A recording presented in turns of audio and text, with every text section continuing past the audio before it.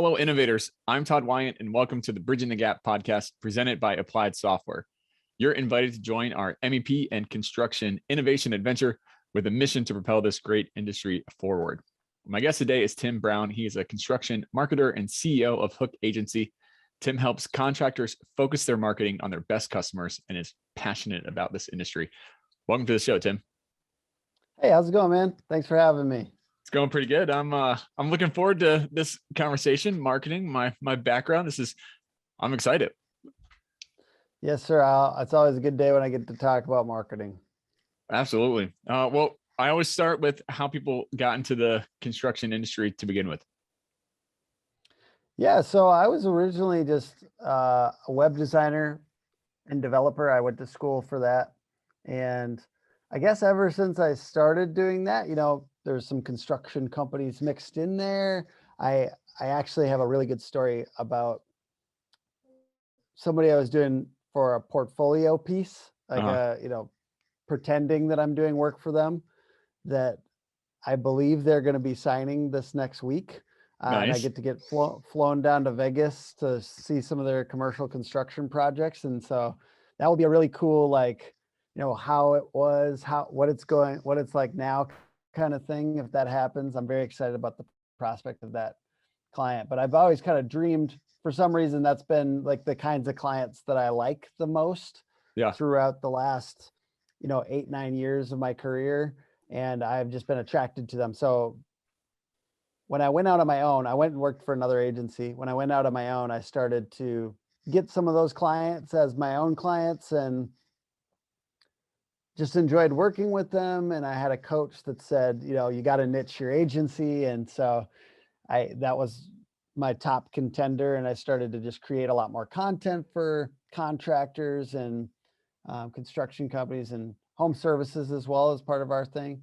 And yeah, it's just kind of grown from there. And now, I feel more closely akin to contractors, I think, than I do to marketers a lot of times, to be honest with you. Yeah. I feel part of the industry more now than I do just like marketers. I feel like I have more to talk about with contractors and stuff like that, or at least people that are around construction and that kind of stuff. So that's interesting. So what about the contractor world kind of gripped you and pulled you into it? Yeah. Honestly, there's a couple of things. One, the people were very nice. The contractors that I had as clients were some of my favorite clients. They're really great nice people here. Yeah, good vibes, and just down to earth. I like down to earth. I also like website design and search engine optimization and lots of marketing, but it's all kind of ethereal and out there and kind of wishy-washy. It's not very solid. So doing it at least for an industry like construction, it's we get stuff done, we build stuff, we create, that was a good pairing to me. I had also done marketing for financial, wealth management and stuff like that. There's nothing wrong with them. If you're watching this, you're an old client, but the point is it's out there too. It's pairing an out there subject with another out there subject. I like the solidity of construction and the how specific it is. I've done it also for a lot of softwares and stuff like that. It is harder because you don't have visual examples and stuff like that. So I like the specifics of it all. Yeah, it's tangible. Yeah. Well, what's a unique marketing challenge to the construction industry that maybe other industries don't have to deal with, or at least as much? Yeah, it's basically getting people interested. It's not sexy. It's not skincare products and bikinis and even you think about cars, it's got a sleekness, it's a beauty, and it can be that on construction. But to be honest with you, we work with a lot of the unsexy kind of construction. Where remodelers are just swimming in business right now. A lot of the aesthetic trades are swimming in business. So we work with some of the ones that need more business, right? plumbers and roofers and commercial construction, like stuff like this. It's Yeah. so it's a little less sexy in certain ways, and you kind of you have to get people interested in certain ways. Like you think about a home, like a roofer or HVAC company or plumber or even excavation company or commercial contractor. It's like you have to you got to know how short everyone's attention span is, and you have Short. to talk about something that's interesting to that. You have to like show. So I Mhm. think like a way to address that is by demonstration. So, you and I have to talk and, talk about tactics and strategies and stuff like that, but you should not be doing this kind of I don't think construction companies should be doing this as much as they are demonstrating Yeah. and showing before and afters and showing the process and showing epic failures and, actually demonstration instead of just conversating about it. If it's a visual field, if it's a visual trade, see if you can show more than you tell. Basically, I think that's one of the ways you can address that issue. Yeah. So that immediately brings up video in my mind, and using that. Huge video fan, so I'm biased in this conversation, just as a FYI. But Yeah.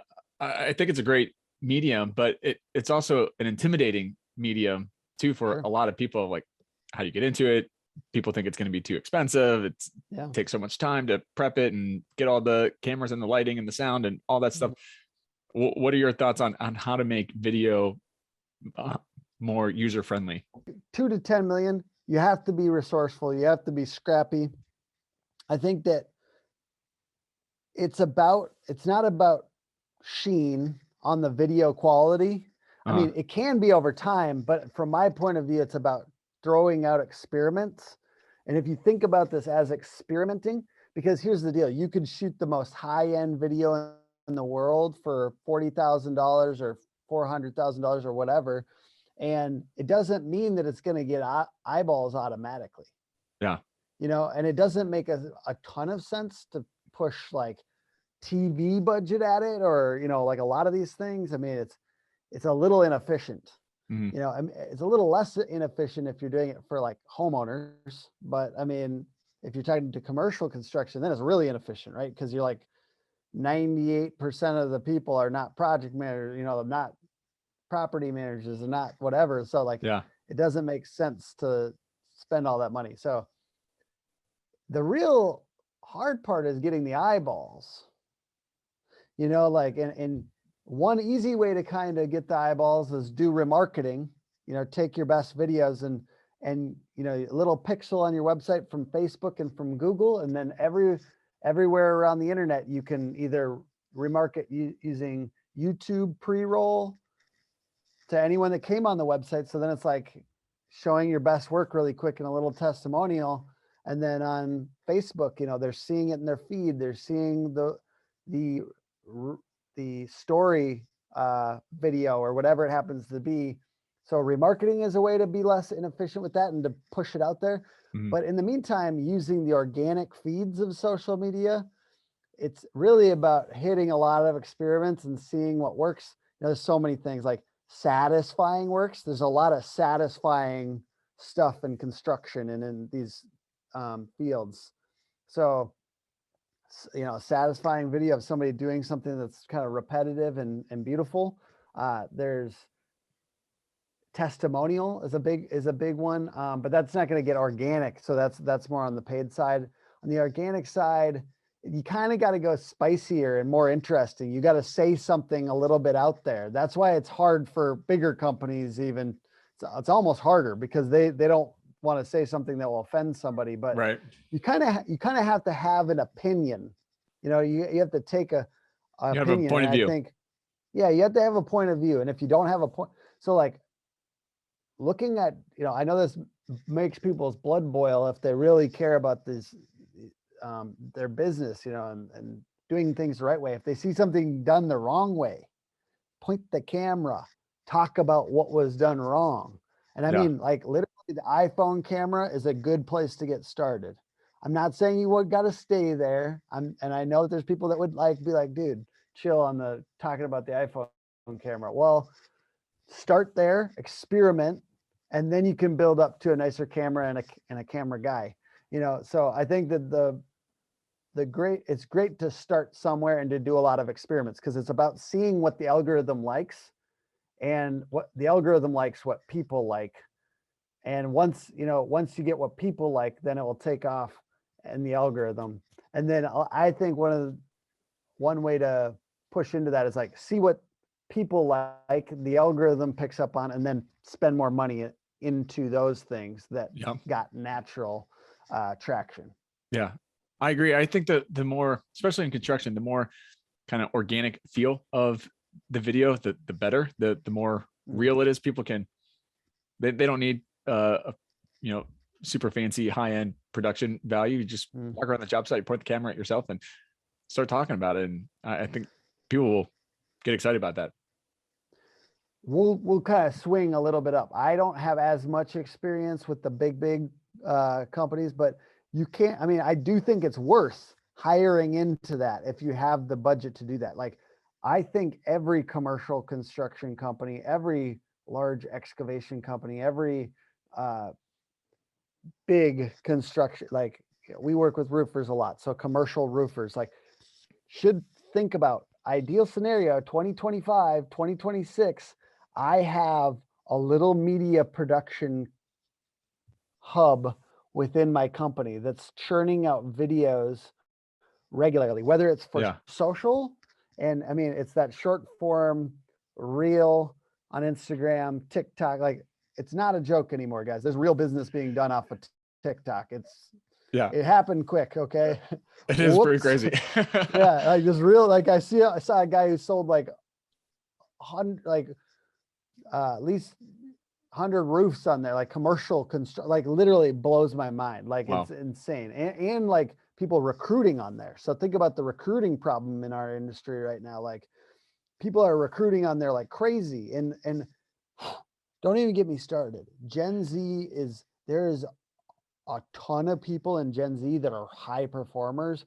I'm excited to see how that plays out, because I see right now people that are coming into our company that are not that far out of college, that are 5 times quicker than me on the computer and on their phone, doing stuff and creating stuff. And like, there's a lot of high performers. And if we can get those people involved in the construction industry, whether it's on like the customer service side, whether it's on the marketing side, whether it's on the,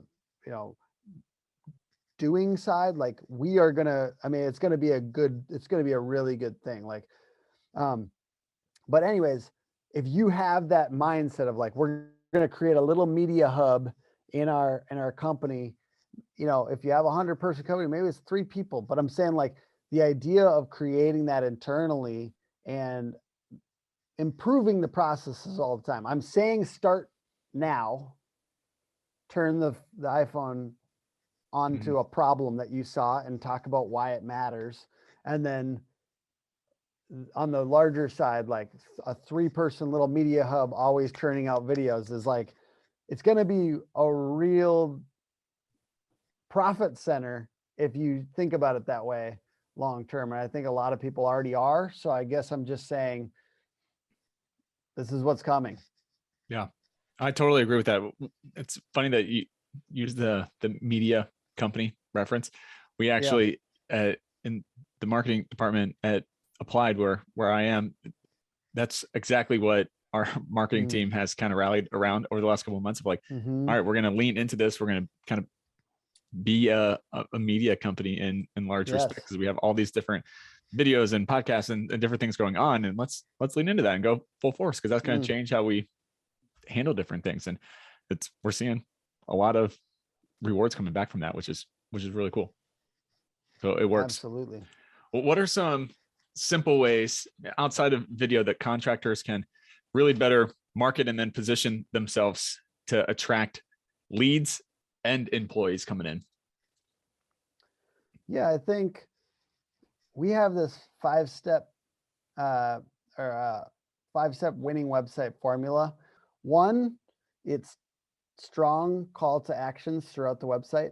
2, testimonials and other trust factors like badges of manufacturers, photos of your employees, 5-star reviews, where, Yeah. let's say That's Google social 5-star reviews, proof. Facebook. Yeah, exactly. 3, emotionally persuasive images and headlines. You want to make the buyer, the ideal customer, the hero of the story, not the company. That's a big problem I see with a lot of construction companies on their websites. They make themselves look so cool, but we're competing with you now. So instead of us having to compete with you, make us the smart homeowner, the smart property manager that chooses a well-vetted construction company, that kind of thing. Yeah, you're preaching from one of my 4, soapboxes there. I can't stand when yeah, people make themselves the hero of the story. I'm like, you're not yeah, the hero. Your exactly. client's the It's hero. distracting. Yeah, Yeah. exactly. And it's the easiest thing to fix, because the truth is a lot of these companies, the owner or the founder or a lot of the key people making these decisions are great salespeople, but they're not applying the principle that they utilize and in-person conversations with their best customers. They're not taking those principles, because you ask questions, you're Yeah. concerned about their problems. You're saying everything from you will benefit, this is what you will get. And then they're flipping it on the website. They're not doing that at all. They're saying we get your we off the website. And so yeah, make your ideal customer the hero. And then 4, an emphasis on search engine optimization throughout the process. So without promoting hook agency, a good agency will think about search engine optimization during the website build. So they're Right. making sure that there's content in the right spots. There needs to be a lot of content on each selling page. And so there's ways to do that doesn't feel overwhelming. We don't want 500 words just in a block. We want to break it out and mix it up with images. We often use this like FAQ structure where it kind of does drop downs. So it's kind of like hiding some of that content, but it's still getting indexed by Google. So you got to think about SEO in the website process. It's not something you can slap on at the end. Google is the only reason a website matters half the time. Like I know it matters for your referrals, and I know it matters for social. Hey, But Google runs the world. So if you're yeah, not showing up in it's Google, you're not showing up. yeah, it's got a lot of power, and for better or worse. And then lastly, really clear differentiating features, or just these are different ways to say the same thing. Unique value propositions. Mhm. And what can your competitors not say? So the first 3 things, so write down 3 unique value propositions and then say, could my competitors say that? Mhm. And the answer is usually yeah. So then write down 3 more until you get to ones that they can't say. Because if you lead with that stuff a little bit, you're much more likely to cut through the noise. And I was just having a conversation with somebody before this, and we're talking about branding checklists. So having your company name way and having a checklist that you do for quality assurance and branding that. Do they do your company name way?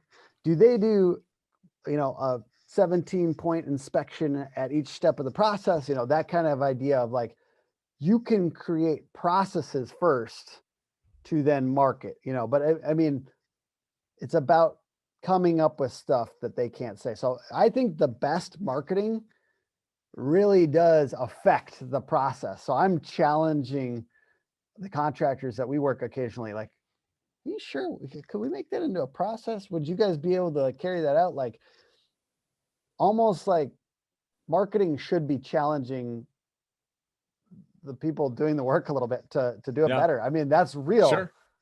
I mean, it sounds high and mighty, so I should probably not say that, but hey, I agree comment with you. below if you hate that. Yeah. Yeah, there we go. I like it. Well, let's define terms. So you brought up brand. That's Yes. it's one of my favorite topics in marketing. What do you think of when you think of brand? Probably what a lot of people think about. I think about Nike, I think about Starbucks, I think about Apple, and I think about the way Nike shoes smell when they come out of the box. I think about the way an Apple computer folds and feels good. I just dented mine. So like, it like doesn't do the close right. I'm like, this thing feels like a PC. It like kind of like creaks when I do it, like, no, thank you. And Starbucks created the experience inside of their, so I think it's about experience. Yeah. And Seth Godin says, brand is what people say about you when you're out of the room. So it's about the reputation at large. It's about the experience of working with your company. Is it high touch customer service centric, or is it low end, can't get a hold of them? I don't know for sure if I'm being taken care of. And that's really what brand, and that infuses value into the logo. And then the logo is the beacon for that brand equity. So a good reputation, I don't know, it's like a John Maxwell quote or something like that. It's like a good reputation takes a lifetime to build and a day to destroy or something like that. And I think the idea of like, that has to be maintained, but you can build a lot of brand equity. I'll give one little 1-minute story to communicate like how I experienced brand equity. Like I did a lot of websites that were large. I did a website for Mall of America. I did a website for a big orthopedic company around here. I did some other, like I designed, developed at my old agency. And my old agency was charging upwards of, like, it could be like $30,000, $50,000, $80,000 for a website. When I went out on my own, the most I could get, and I tried some bigger quotes, most I could get was like 15. And I was excited about that 15. So I was pretty stoked. But like, why? Same guy. Why? Logo, man, logo. And then the fact that they had this team behind them and they had the office, and that's all brand, like all of that is brand. It's the reputation, and it's what it really is confidence. Do they have confidence in confidence? The customer in the brand? Yeah. Exactly. If they have confidence, they'll spend more money. They'll spend twice as much. They'll spend 4 times as much because they have confidence. And I think it's some of that quality control stuff. Like I didn't have that in place. I mean, I didn't have evidence of that. I didn't have my proven process. Yes, I was the guy that did a lot of the work, but then I guess I also just over the last couple of years have realized it's like all that quality control, the experience of working with the company. You look cooler working with that company, all of that stuff. It's like Louis Vuitton, Louis Vuitton is a great brand example because you can get a cheap version of Louis Vuitton for like $40, or you can get the real one. Why do people still spring for the real one? It's like literally the same, that's brand. Right. Yeah. And it's the story that people tell themselves about working with you a little bit. Yeah. Yeah, absolutely. So when somebody's trying to develop a solid brand identity, what should they be thinking about? What kind of things should they be putting in place? Should we go all the way back through to logo, or should we assume they have a logo in place? Let's assume they have a logo in place, and then like, what's the next step when you're trying to build out the feeling and the kind of the emotional appeal to the brand and how people are thinking about it? So I'll be real with you. We don't even do brand discoveries or anything like that with brand. Yeah. So honestly, I wish we did. I think part of the reason we don't is because contractors often don't value it. Yeah. So why do you think let's lean into that some? Where's maybe the disconnect in equating brand with high value? Yeah, I'll be real. I don't even though I believe they should, I don't spend a ton of time trying to convince them. I'll answer your question here in a second, but I just want to say, I don't personally spend a ton of time on that normally because it's hard to sell somebody something that they don't know they want. Yeah. That's why I don't spend a ton of time on it. So that's why we go towards leads. And I think a lot of contractors are starting to understand content. And I think I am thinking a little bit about that 2 million to 10 million contractor. So if you're talking about a $30 million contractor or 150 or 200, yeah, they know. Okay. Mhm. So I'm not, if you're listening or watching this, yeah, okay, I see you guys. You're awesome. Thank you. But I'll talk to those people a little bit here. I mean, I think content is one of the biggest things. I mean, I've grown our messaging from two things: the conversation in sales. So talk to your salespeople more as a marketer, as a branding person, as somebody internally at a construction company. Talk to your salespeople. Why do people buy? Use all that as messaging. Like if you're in a company where there's like 5 marketers and not one of them is talking to the salespeople on a weekly basis and asking and digging up questions, and because that's the best fodder for both the messaging and the content, like creating content. So I think content is another really good way besides talking to salespeople, because you put out enough stuff. Let's say you post every day on Facebook and LinkedIn or wherever else your audience is. You will see what resonates very quickly with the types of people you're talking to. So if I put out something and 50 people like it on Facebook and it's like a certain angle, yeah, it should be in the direction of what we sell, but I need to take different angles to see what angles are kind of resonating. And it does help if there's a little bit of like passion there. Those angles then get, dissected. Some people are mad because you have an actual perspective. That's good. It's all good. It's good to know. And it's good to like get some feedback. I think some of it involves your personal accounts. I think some people are thinking 3 people like every single one of our posts. And I'm not mad at you. I'm saying use your personal accounts, like and connect with more people like your ideal customer, and use that to dig up some information. I know this sounds really crazy to some people because they're not that intimate with the actual business entity, but I think that's the best place to dig it up, in personal conversations with ideal customers. So, Well, people buy from hanging people out at the with end of them. the day. Yeah, yeah. And go hang out with them. That's a really good way. Go hang out with some of your existing ideal customers, make some content with them. Bring the video camera with. Tell them, if they're scared of that, tell them you're going to ask them some questions and make it into a blog for your website or for social or something. And then as you're doing that, you're going to, if you really hang out, make it feel like a documentary or something, and let them like hang out with them. I just did this morning, so I'm not like preaching to, like I did it with a client of ours. I went and I'm helping him hire a marketing manager. Nice. And then I went with him to buy a truck, drove the truck back to his office. Just going through a little bit of day to day. We went to Taco Bell, the good stuff. And I just like get so much context from hanging out with our this is our ideal customer. You know what I mean? Like, and hang out with, I actually consider him a friend too, but the point is like, hang out more with your ideal customers, do some documentary style content with them. Like that's a great thing for marketers to do. I think marketers should consider themselves like journalists a little bit. And if you do that, you'll get better messaging, because it cleans up the way you're thinking about it. And it helps you kind of align better with those ideal customers.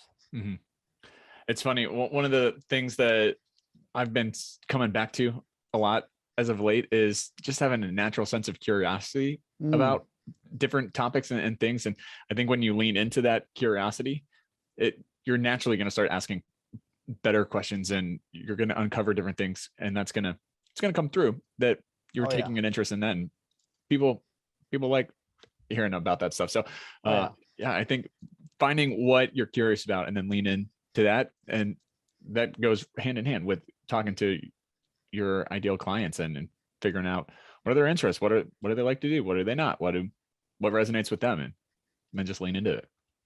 Exactly. So I can't leave a marketing and construction conversation without hitting on one of my soapbox topics. And I think that there's a marketing problem in construction, and really showing what is actually happening in the industry to those outside the industry. There's this really weird misconception of the people that are in construction, what happens on a job site. The technology, kind of the innovation piece is totally overlooked in most people's perception of construction. How do you think we change the culture really to recognize the truth about what's happening in this industry right now? I don't know yet, but I'm going to try to find out. So I agree with you 100%, especially just in regards to how modern things are and to be honest, how many nice jobs there are in construction. There's a lot Yeah. of support roles, and even out in the field, there's a lot of safety measures in place that weren't there before. And I think that that's getting out. I have I look to influencers in the industry to help get the word out about that. And it Mhm. will happen. It's going to happen over this next 10 years. People are going to understand the truth about the trades. You and I and maybe we're not influencers, but the influencers in the trades will get the word out and show behind the scenes and show what's happening. So we created a website called tradesindemand.org, and it's out there right now, and we're getting as many trades on there as we can to show. We're putting out videos of like what it's like working in certain roles. Yeah. We're actually asking. So if you watch this video, we're asking for other people to contribute some of those videos, like a 2-minute video of like what it's like on the day-to-day in a particular role. So if you want to contribute, rather like we're not asking for anything financially, we're just looking for more videos like that Nice. to curate. And then we're also like sharing like average salaries, like how many jobs there are, where you can get trained, where the job listings are and stuff like that. So that's out there right now at this moment, and it's going to be much more deeply populated by the time this podcast goes live. It's got the first 3 on there. We're getting a lot of content in this next week.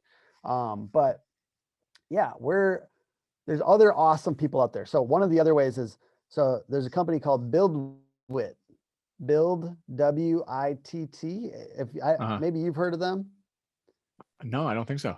Okay, so everyone should go follow these guys on LinkedIn because they're absolutely killing it. They do photos and videos, and they're helping also recruit for the excavation industry.